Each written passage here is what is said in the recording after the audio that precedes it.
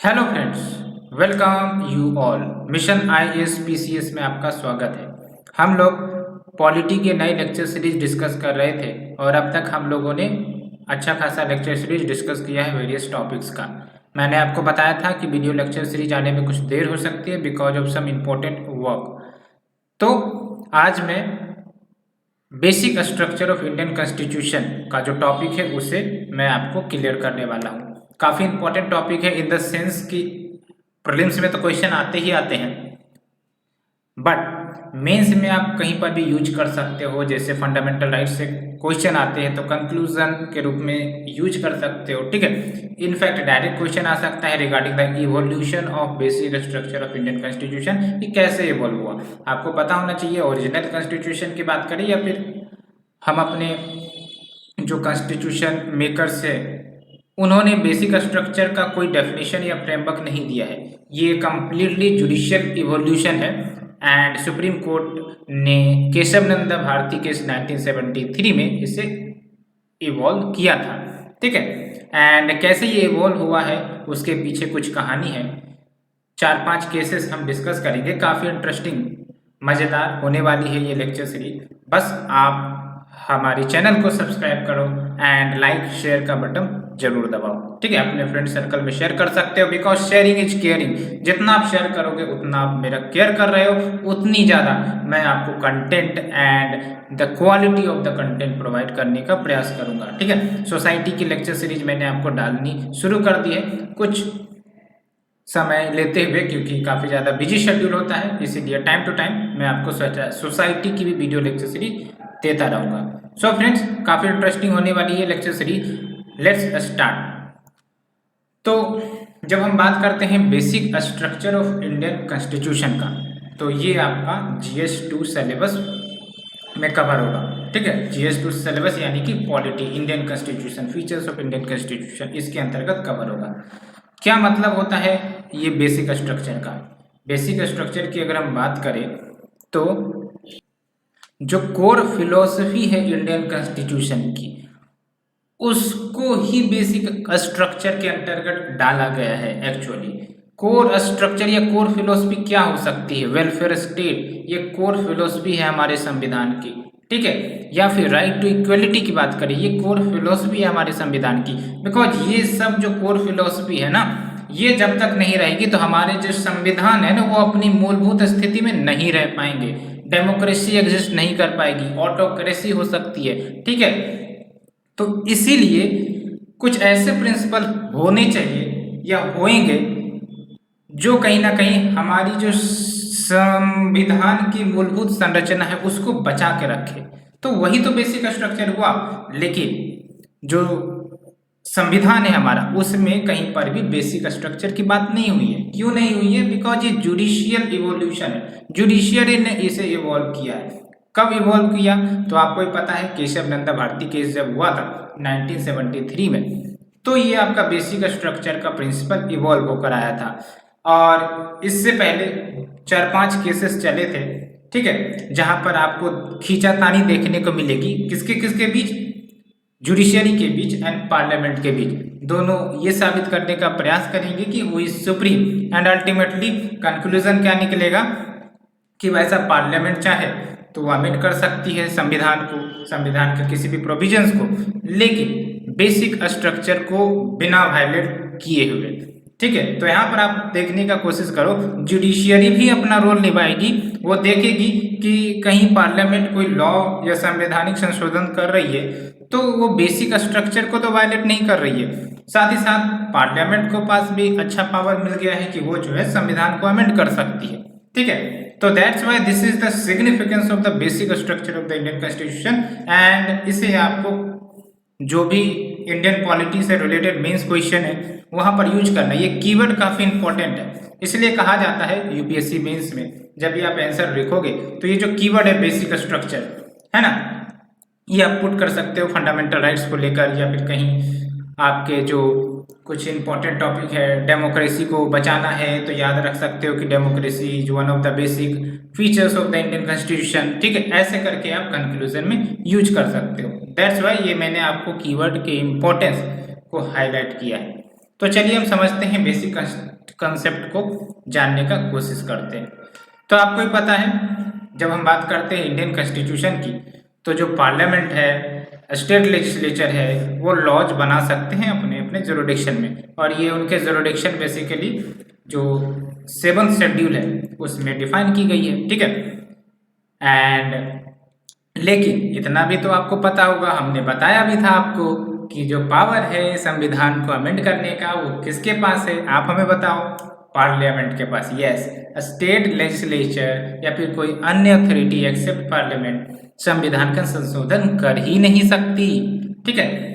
लेकिन क्या जो पावर दी गई है पार्लियामेंट को वो एब्सोल्यूट है to make any constitutional amendment? नहीं, ये यूके की पार्लियामेंट थोड़ी ना है कि सुप्रीम बॉडी है, यहाँ पर जुडिशियरी भी एक्ट करेगी, ठीक है।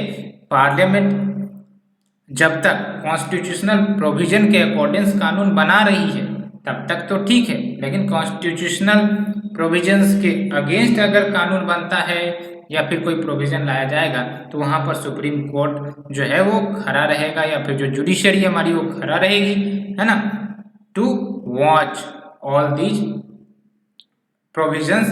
एंड अगर उनको लगेगा कि संवैधानिक मूलभूत का वायलेशन है तो अल्टीमेटली उसे सुप्रीम कोर्ट या फिर जुडिशरी अनकॉन्स्टिट्यूशनल भी डिक्लेयर कर सकती है। और ये पावर कहाँ से मिलता है? जुडिशियल रिव्यू का। यही तो है judicial review, article 13 of the constitution, ठीक है। आर्टिकल 13 के बारे में भी हम थोड़ा बहुत जानेंगे। तो होप आपको मजा आ रहा होगा, आपको इंटरेस्टिंग लग रही होगी ये बातें। एंड इस लेक्चर सीरीज को देखने के बाद आपकी सारी डाउट क्लियर हो जाएंगी बेसिक स्ट्रक्चर को लेकर, ठीक है। तो ये बातें हो गई। अब चलते हैं कुछ अन्य पॉइंट की तरफ। तो बेसिक स्ट्रक्चर डॉक्ट्रिन जो इवॉल्व हुआ था किससे? केशवनंद भारती जजमेंट से। केशवनंद भारती जजमेंट आपको ही पता है 1973 में आई थी, ठीक है। और इसमें साफ साफ कहा था सुप्रीम कोर्ट ने कि कोई भी अमेंडमेंट किया जाना है संविधान में, अगर वो बेसिक स्ट्रक्चर ऑफ द संविधान या ऑफ द कॉन्स्टिट्यूशन को चेंज करने का प्रयास करेगा तो वो जो अमेंडमेंट है वो इनवैलिड हो जाएगा, ठीक है। तो यहाँ पर काफ़ी इम्पोर्टेंट बात निकल कर आई थी। इससे पहले गोलकनाथ केस हुआ था, ठीक है। तो वो सब हम देखेंगे, काफ़ी मज़ेदार होने वाली है, जस्ट वेट एंड वॉच, ठीक है। तो डॉक्ट्रिन ऑफ बेसिक स्ट्रक्चर क्या कहता है, तो इसको आपको याद रखनी है, ठीक है। The parliament unlimited power to amend the constitution is subject to only one restriction, that it should not dilute or violate the basic structure of the constitution। यानी कि पार्लियामेंट के पास तो चलो संविधान को अमेंड करने का अनलिमिटेड पावर है, लेकिन एक रेस्ट्रिक्शंस है। क्या रेस्ट्रिक्शंस है? कि पार्लियामेंट डाइल्यूट नहीं कर सकती, वायलेट नहीं कर सकती, किसे? Basic structure of the constitution को। लेकिन भाई साहब ये बेसिक स्ट्रक्चर है क्या? ये संविधान ने तो नहीं बताया, तो किसने बताया है? सुप्रीम कोर्ट ने फ्रॉम टाइम टू टाइम जो भी वो केस डील करते हैं उसमें वो जजमेंट देते हैं, तो उसमें उन्होंने रिफर किया है कि हाँ चलो ये बेसिक स्ट्रक्चर का पार्ट है। मैं चलो आपको एग्जांपल देता हूँ, जैसे कंसेप्ट ऑफ वेलफेयर स्टेट, ये बेसिक स्ट्रक्चर का पार्ट है। उसी प्रकार से right to equality basic structure का पार्ट है, ठीक है। जुडिशियल रिव्यू बेसिक स्ट्रक्चर का पार्ट है। तो आप कहीं ना कहीं देखोगे कि कुछ बेसिक स्ट्रक्चर के अंतर्गत कुछ ऐसे प्रोविजंस आ रहे हैं, कुछ ऐसे कोर फिलोसफी आ रहे हैं जो संविधान की मूलभूत संरचना को प्रोटेक्ट करता है। अदरवाइज जैसे for example right to equality को हटा दिया जाएगा तो कितनी सारी डिस्क्रिमिनेशन कितनी सारी डिस्क्रिमिनेशन आने लगेगी, ठीक है। तो इसीलिए बेसिक स्ट्रक्चर को कहीं ना कहीं सेफगार्ड करना, मतलब हमारे देश का जो संविधान है उसकी मूलभूत जो संरचना है, मूलभूत फिलॉसफी है, उसको सेफगार्ड करना। तो क्या आप हमारे बातों से एग्री कर रहे हो? अगर हाँ तो लाइक कर दो मजेदार तरीके से। We will forward to the next topic. तो अब हम चलेंगे कि इवोल्यूशन कैसे हुआ, जो आपका बेसिक स्ट्रक्चर का इवोल्यूशन कैसे हुआ। तो उसके लिए हमें 4-5 केसेस डिस्कस कर दें। केसेस के बैकग्राउंड में नहीं जाना है हमें, ठीक है। हमें लॉयर नहीं बनना है, हमें बेसिकली कुछ इंपॉर्टेंट मूलभूत कंटेक्स्ट जान लेना है कि हाँ ये कुछ केसेस हमें पता होने चाहिए और इस प्रकार से इवोल्यूशन हुआ, ठीक है।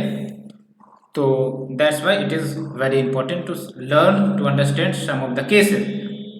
सो फ्रेंड्स, ये मैंने आपको डायग्राम के तरीके से रिप्रेजेंट किया है। तो 4 इंपॉर्टेंट केसेस जो हम आने वाले वीडियो में देखने वाले हैं, जिसके कारण ही कहीं ना कहीं बेसिक स्ट्रक्चर डॉक्ट्रिन का इवोल्यूशन हुआ है। तो कौन कौन से वो केसेस हैं आप देखते चलो, आप नाम को याद करते चलो, क्योंकि ये सब नाम आपको मेंशन करना पड़ सकता है अगर क्वेश्चन आता है evolution of the basic structure philosophy, तब आपको ये 4-5 केसेस याद रखनी है। शंकरी प्रसाद केस 1951, और मज़ेदार रहेगी ये जो आपका खटपट चलेगा ना जुडिशरी और पार्लियामेंट के बीच में, वो सब आप देखकर आपको भी आनंद आएगा। ठीक है, उसके बाद आप देखोगे कि चलो एक दूसरे ने एक दूसरे को बैलेंस कर लिया। ठीक है, तो ये सब आउटकम निकलेगा आपका केशव नंदा भारती केस से। तो शंकरी प्रसाद केस हम डिस्कस करेंगे, गोलकनाथ केस हम डिस्कस करेंगे, केशव नंदा भारती केस डिस्कस करेंगे, and in the last Minerva mill case. ठीक है, उससे हम डिस्कस करेंगे। मिनर्वा मिल केस 1980, इस पर क्वेश्चन भी आ चुका है प्रीलिम्स का। ठीक है, तो 1 बाय 1 हम डिस्कस करेंगे। हम केसेस के बैकग्राउंड में नहीं जाएंगे। देखो, एक तो ये कि हम पूरा एम लक्ष्मीकांत आपको पढ़ा दें एंड आपको 20 पेज का पीडीएफ प्रोवाइड कर दें, लेकिन इससे कोई भी काम बनने वाली नहीं है। टू द पॉइंट रहना जरूरी है, अदरवाइज ये इतनी वास्ट सिलेबस में डूब जाओगे एंड अल्टीमेटली जो नैया है वो भी पार लगने में मुश्किलें आ सकती है। दैट्स वाई हमें बस स्टिच रहना है टू द टॉपिक एंड वही पॉइंट उठाने हैं जो हमारे लिए रेलेवेंट हो। इसलिए लेट्स डिस्कस। तो सबसे पहली बात आती है शंकरी प्रसाद केस 1951। अब बैकग्राउंड क्या है आप लक्ष्मीकांत में एक बार देख सकते हो। ठीक है, तो शंकरी प्रसाद केस में हुआ ये था, जो फर्स्ट अमेंडमेंट एक्ट लाई गई थी पार्लियामेंट की तरफ से 1951 में, उसके कॉन्स्टिट्यूशनल वैलिडिटी को चैलेंज किया गया था because this amendment curtail the right to property. ठीक है, तो इसे चैलेंज किया गया था। तो जब चैलेंज किया जाएगा तो कहाँ पहुंचेगा ये मैटर, आप ही बताओ। ये पहुंचेगा सुप्रीम कोर्ट में, तो सुप्रीम कोर्ट अपना फैसला सुनाएगा। तो सुप्रीम कोर्ट क्या कहते हैं यहाँ पर आपको ऑब्जर्वेशन करना है। ठीक है, यहाँ पर देखो, सुप्रीम कोर्ट ओपिनियन कि जो पावर है पार्लियामेंट का to amend the constitution under article 368 also includes the power to amend fundamental rights. तो फंडामेंटल राइट्स को भी अमेंड करने का पावर है किसके पास, पार्लियामेंट के पास, अंडर आर्टिकल 368। तो यहाँ पर आप देख सकते हो सुप्रीम कोर्ट कहीं ना कहीं हरी झंडी दे रही है पार्लियामेंट के अमेंडिंग पावर को। ठीक है, और साथ ही साथ एक बात याद रखना है जो मैंने आपको शुरुआत में ही बताई थी कि जो आर्टिकल 13 क्लाउज 2 है, यहाँ पर आप देखिए, है ना, आर्टिकल 13 क्लाउज 2 यहाँ पर क्या कह रहा है, द स्टेट, स्टेट में आपका पार्लियामेंट, स्टेट लेजिस्लेशन, ये सब आ जाते हैं ना। The state shall not make any law which takes away or abridges the rights conferred by this part यानी कि part 3 of the constitution. And यहाँ पर देखिए, any law made in contravention of this clause shall extent of the contravention be void. कहने का मतलब ये कि कोई भी लॉ बनाया जाता है जो फंडामेंटल राइट्स को वायलेट करेगा वो वॉइड डिक्लेयर कर दिया जाएगा। ठीक है, जुडिशरी के द्वारा, सुप्रीम कोर्ट के द्वारा। लेकिन यहाँ पर देखिए, यहाँ पर मजेदार बात है, यहाँ पर देखिए आप, तो जाहिर सी बात है उस समय राइट टू प्रॉपर्टी तो एक फंडामेंटल राइट हुआ करती थी, याद आया आपको, तो अभी ना हटी है 44 कॉन्स्टिट्यूशनल अमेंडमेंट एक्ट के माध्यम से, लेकिन उस समय राइट टू प्रॉपर्टी एक फंडामेंटल राइट हुआ करती थी। तो जाहिर सी बात है, तो अगर वो जो अमेंडमेंट है फर्स्ट कॉन्स्टिट्यूशनल अमेंडमेंट, जो कहीं ना कहीं राइट टू प्रॉपर्टी के जो पावर थे सिटीजन्स को, उसे कहीं ना कहीं कर्टेल कर रहा था, तो इसीलिए चैलेंज भी किया गया था।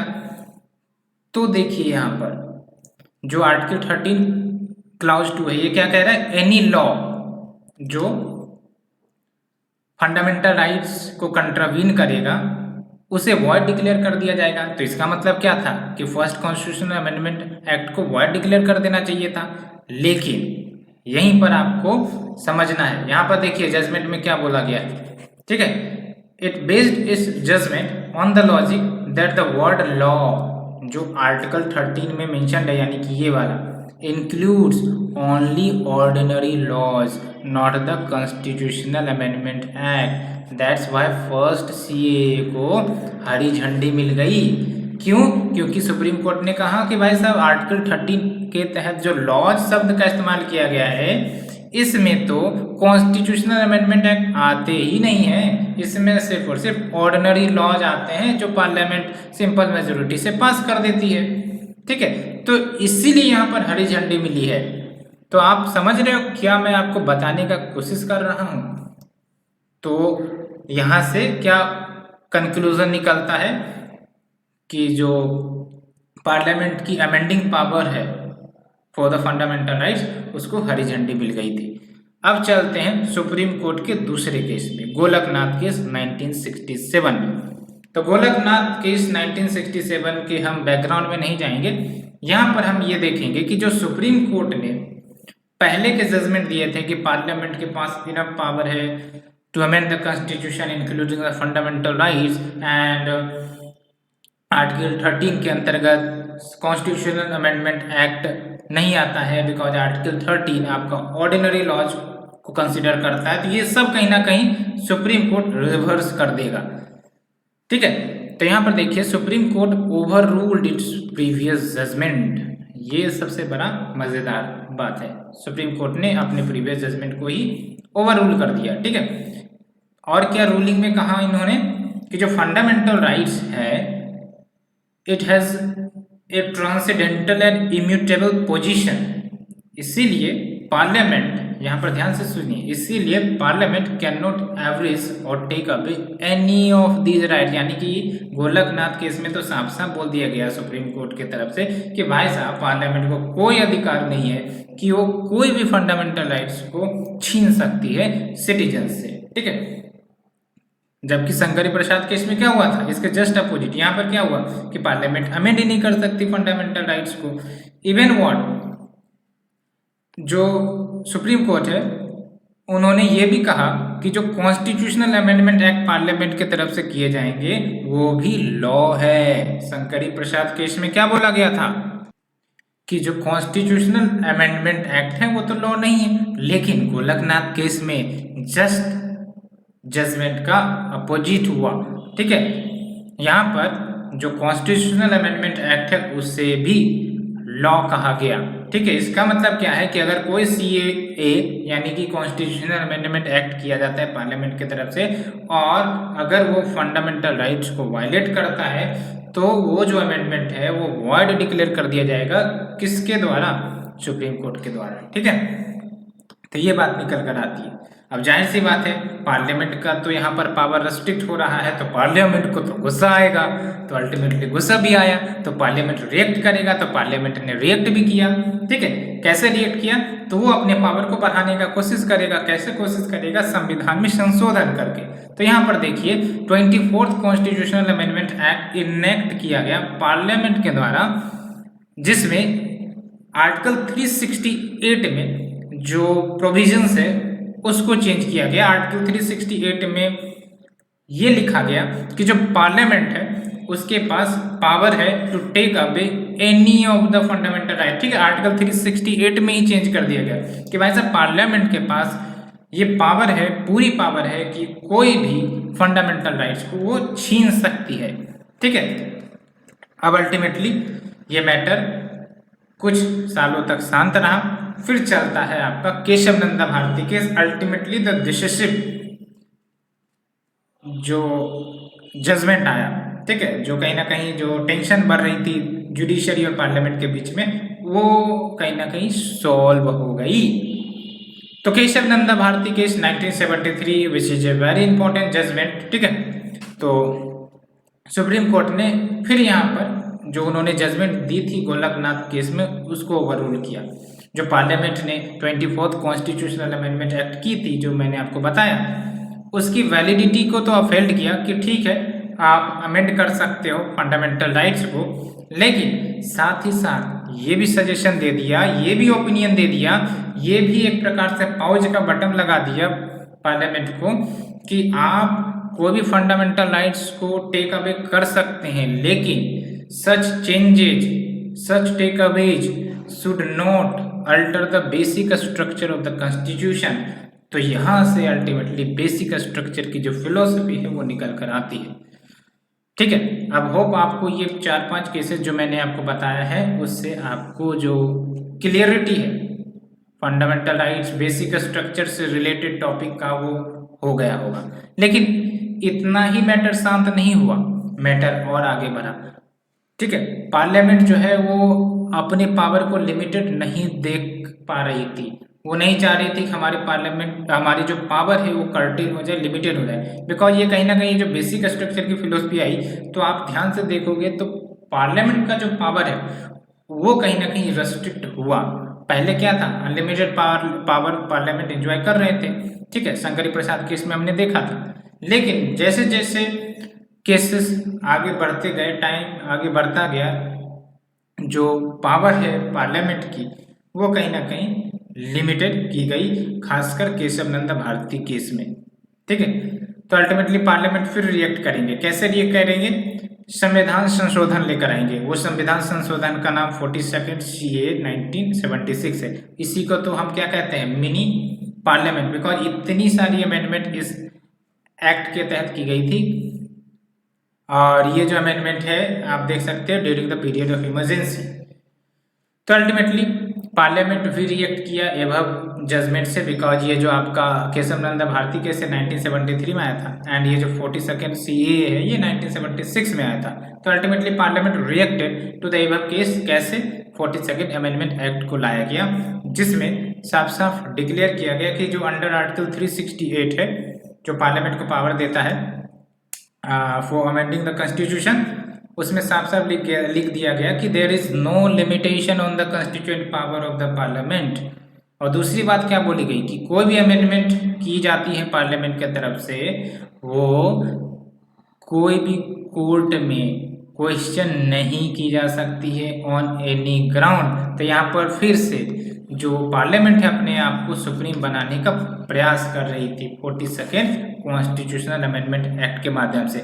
लेकिन अब आपको भी पता है जुडिशियरी ऑलरेडी बेसिक स्ट्रक्चर की फिलोसफी तो लेकर आ गया है। अब पार्लियामेंट कुछ भी करे, अगर जुडिशियरी को लगेगा कि बेसिक स्ट्रक्चर का वायलेशन हो रहा है तो उस प्रोविजन को कहीं ना कहीं वो डाउनग्रेड कर देगा।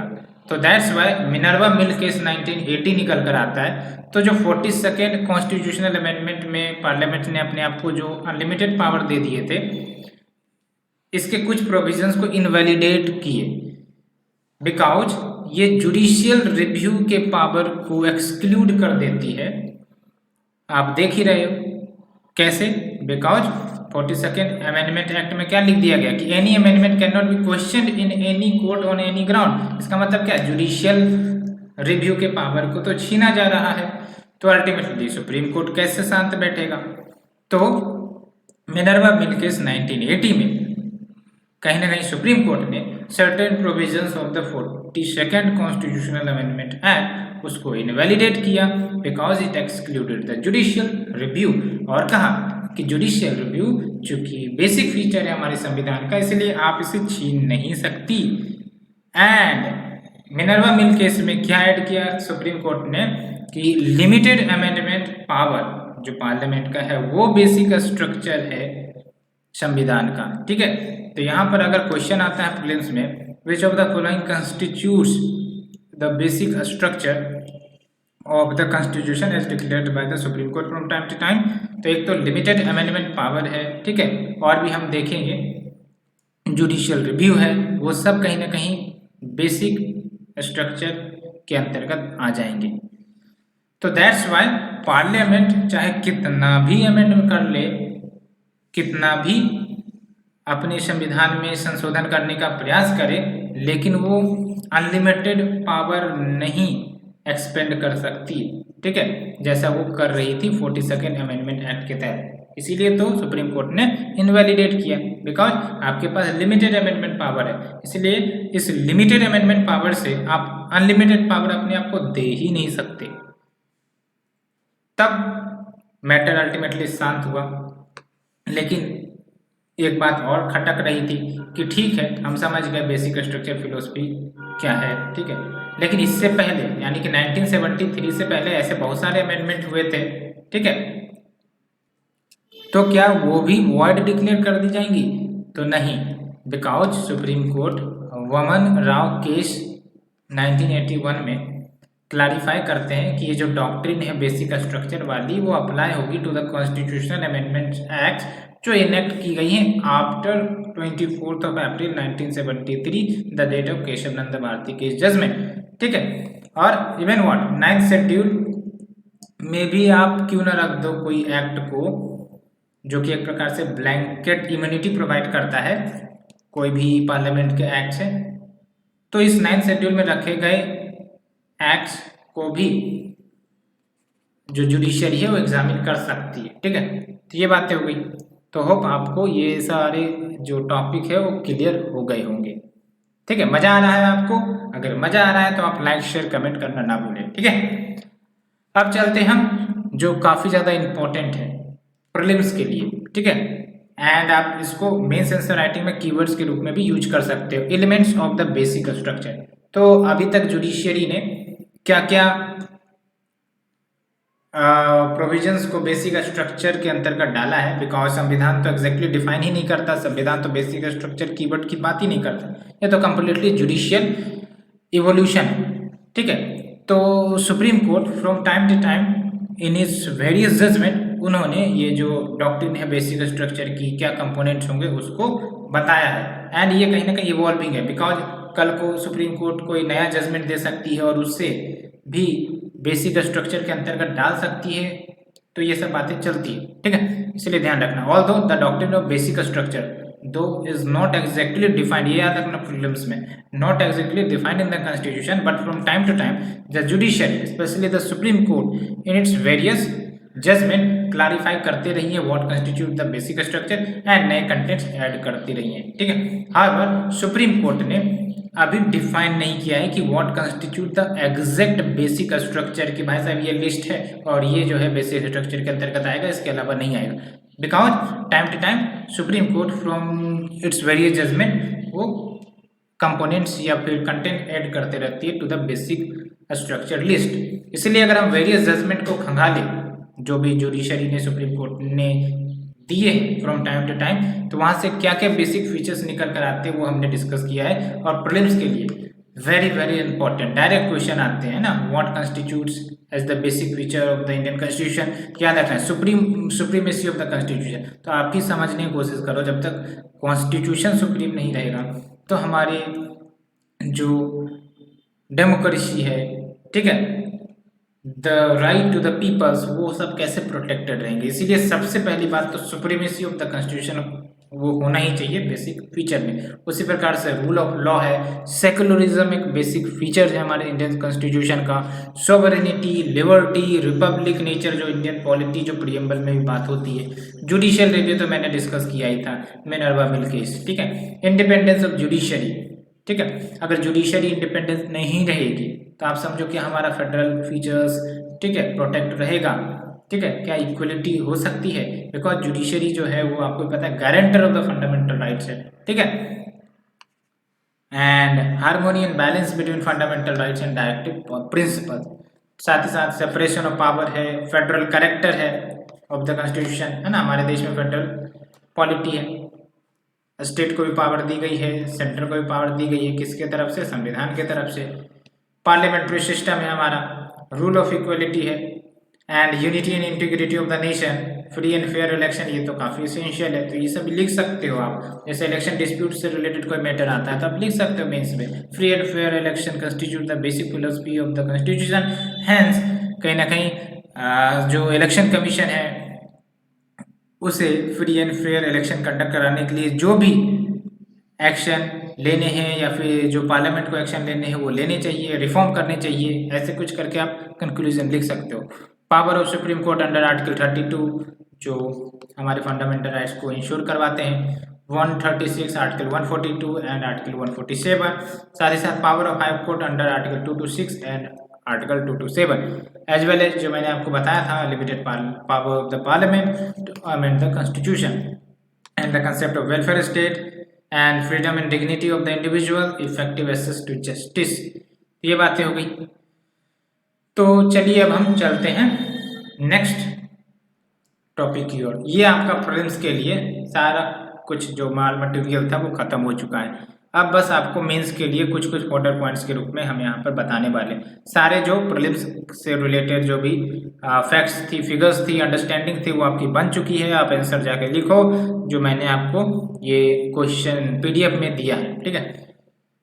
तो जो बेसिक स्ट्रक्चर कंसेप्ट है वो वेरियस जजमेंट में सुप्रीम कोर्ट ने हाईलाइट किए हैं और इस फिलोसफी को कहीं ना कहीं और ज़्यादा ताकत मिली है, चाहे वो इंदिरा नेहरू गांधी केस हो, मिनर्वा मिल केस हो, वामन राव केस हो, आई आर कोहली केस हो, ठीक है। ये बातें हो गई।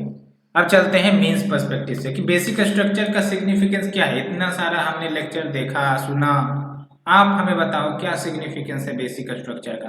तो पहली बात तो ये है कि जो बेसिक स्ट्रक्चर डॉक्ट्रिन है ना, ये कॉन्स्टिट्यूशनलिज्म थ्योरी को वैलिडेट करता है। कॉन्स्टिट्यूशनलिज्म क्या कहता है? कॉन्स्टिट्यूशनलिज्म कहता है कि भाई साहब जो लेजिस्लेटिव बॉडी है ना, या फिर जो अथॉरिटी है, जो गवर्नमेंट है, उसका पावर लिमिटेड है। क्यों लिमिटेड है? बिकॉज ऑफ द कॉन्स्टिट्यूशन, ठीक है। तो ये जो थ्योरी ऑफ कॉन्स्टिट्यूशनलिज्म है ना, उसको वैलिडेट करता है एंड पार्लियामेंट की जो पावर है ना उसको लिमिट करता है। अदरवाइज जो रूलिंग गवर्नमेंट होंगे वो कुछ भी कर सकते हैं, कॉन्स्टिट्यूशन के साथ अपने आप को और ज़्यादा पावरफुल बना सकते हैं, ठीक है। तो इसीलिए कॉन्स्टिट्यूशनलिज्म की फिलॉसफी को वैलिडेट करता है, स्ट्रेंथन करता है। दूसरी इंपॉर्टेंट बात ये कि ये जो बेसिक डॉक्ट्रिन है कहीं ना कहीं इंडियन डेमोक्रेसी को सेव किया है, सेफगार्ड किया है, बिकॉज जो आपका लिमिटेड पावर है पार्लियामेंट का वो कहीं ना कहीं रेस्ट्रिक्ट करता है टू देम कि वो कुछ भी नहीं कर सकती अपने मनमाने तरीके से। Along with it helps us to retain the basic tenets of our constitution. वही हमारा बेसिक फिलोसफी उसको रिटेन करता है जो हमारे फाउंडिंग फादर्स ने सपने देखे थे, सपने सोचे थे और अल्टीमेटली उसको कॉन्स्टिट्यूशन में प्रवाहित किया है, ठीक है। And it strengthens our democracy, ये मैंने आपको बताया ही, by delineating a true separation of power. तो यहाँ पर सेपरेशन ऑफ पावर भी आ जाती है, बिकॉज यहाँ पर आप देखो जुडिशरी एक प्रकार से इंडिपेंडेंट रूप से काम कर रही है as compare to the other two organs. And other two organs में क्या है? Legislature and executive. and it has given immense untold unbridled power to the Supreme Court, and that's why जो हमारी सुप्रीम कोर्ट है it is one of the most powerful court in the world। and जो amending power पर limit लगाई गई है basic structure provision के तहत, तो कहीं ना कहीं इससे जो सिटीजन्स की राइट है वो भी प्रोटेक्ट हुई है। अदरवाइज आप सोचो कि कभी भी पार्लियामेंट अगर फंडामेंटल राइट्स को अमेंड कर सकती थी तो कितनी ज़्यादा एक प्रकार से हमारे राइट्स का इंजॉयमेंट डिस्टर्ब होता, ठीक है। एंड साथ ही साथ ये जो प्रोविजन है बेसिक स्ट्रक्चर वाली ये डायनेमिक है, because supreme court in the various judgment जो आने वाले जजमेंट में कुछ अनदर कुछ नया प्रोविजंस को बेसिक स्ट्रक्चर में डाल सकती है। तो ये बात भी है, टाइम टेस्टिंग भी होता है ये। तो ये बात हो गई। साथ ही साथ अगर हम कुछ क्रिटिसिज्म की बात करें तो पहली बात तो ये जो डॉक्ट्रिन है कहा जाता है ये कॉमन क्रिटिसिज्म है, इसका कोई संविधान के लैंग्वेज में आधार नहीं है, यानी कि संविधान ने तो कभी बेसिक स्ट्रक्चर की बात ही नहीं की है, ठीक है। एंड दूसरी बात ये है कि जो क्रिटिक्स है वो कहते हैं कि जो डॉक्ट्रिन है ये कहीं ना कहीं जुडिशरी के जो पावर है उसको इम्पोज करता है, या फिर जो जुडिशियल फिलोसफी है उसको इम्पोज करता है over the democratically formed government. And साथ ही साथ ये तीसरा जो क्रिटिसिज्म निकल कर आता है कि कोई डेफिनेशन नहीं है what exactly constitute the basic structure. ये तो मैंने आपको बताया है ना, बेसिक स्ट्रक्चर इवॉल्विंग है, ठीक है। Time to time supreme court add कर सकते हैं नए प्रोविजंस को इन द बेसिक स्ट्रक्चर। तो कहीं ना कहीं सब्जेक्टिव है, इट इज़ नॉट कि एक डिफरेंट लिस्ट है कि हाँ यही बेसिक स्ट्रक्चर कंस्टिट्यूट होंगे, ठीक है। दस making the doctrine ambiguous. And कुछ एग्जांपल भी लिख सकते हो, रिसेंट टाइम्स में जो डॉक्ट्रिन है, डॉक्ट्रिन ऑफ बेसिक स्ट्रक्चर, वो इन्वोक किया गया है इन द केसेस जो जुडिशियल ओवररीच के एग्जांपल्स के रूप में देखे जा सकते हैं। जैसे आपका एनजेसी है, नेशनल जुडिशियल अपॉइंटमेंट कमेटी, जिसके तहत जो जजेज है उसका चयन करने का एक प्रक्रिया लाया गया था, है ना। अभी फिलहाल कॉलेजियम सिस्टम है, लेकिन एनजेसी लाया गया था सो दैट कॉलेजियम सिस्टम को रिप्लेस करे। लेकिन जुडिशरी ने यानी सुप्रीम कोर्ट ने इसको डिक्लेयर कर दिया null and void by relying on this doctrine कि ये जो जुडिशियल इंडिपेंडेंस है उसको वायलेट करता है, तो इसलिए एनजेसी इम्प्लीमेंट नहीं हो सका। तो हमने देखा पहली बात तो the doctrine has no basis in the constitution language. दूसरी इंपॉर्टेंट बात यह है कि ये जो डॉक्ट्रिन है accords the judiciary a power to impose its philosophy over a democratically found government. And तीसरा ये है कि no definite elucidation on what exactly it constitutes the basic structure, ठीक है, इसलिए एम्बिग्यूटी ज़्यादा हो जाती है। एंड एग्जाम्पल दे देना है जेएससी का। तो होप ये लेक्चर सीरीज आपको पसंद आई होगी। अब आपको जो कार्य करने हैं, है ना, सो दैट आपकी जो कंसेप्चुअल क्लियरिटी है वो और अच्छे से हो जाए, तो वो है आपका brainstorming mains question. Direct लिखिए और हमें भेजिए, ठीक है। I will reply you back within 1 to 2 days। And आपको लिखना है because practice makes a person perfect, पुराना बट गुड सेइंग है। What you understand by doctrine of basic structure, इतने अच्छे तरीके से मैंने आपको एक्सप्लेन किया है, आप लिख सकते हो, डेफिनेटली आप लिख सकते हो। इसके एवोल्यूशन को डिस्कस करना, कुछ नहीं, चारों केसेस चिपका देने जितना मैंने आपको बताया, ठीक है। And the significance in strengthening democracy, तो कैसे ये डेमोक्रेसी को स्ट्रेंथन करता है, बस वाटर पॉइंट में लिख देने 4 पॉइंट करके। एंड साथ ही साथ दूसरा क्वेश्चन है examine the limitation in amending any part of the constitution. तो क्या लिमिटेशन है फॉर अमेंडिंग इंडियन कॉन्स्टिट्यूशन, तो ये आप हमें कमेंट कर भेजो। सो फ्रेंड्स, आज के लिए इतना ही, एंड मिलेंगे फिर हम एक नए लेक्चर सीरीज के साथ पॉलिटी का। तब तक के लिए थैंक यू। एंड आपको जो हमारे वीडियो लेक्चर सीरीज है अगर अच्छी लग रही है तो आप शेयर करिए फ्रेंड सर्कल्स के साथ, ठीक है। So friend, thank you very much.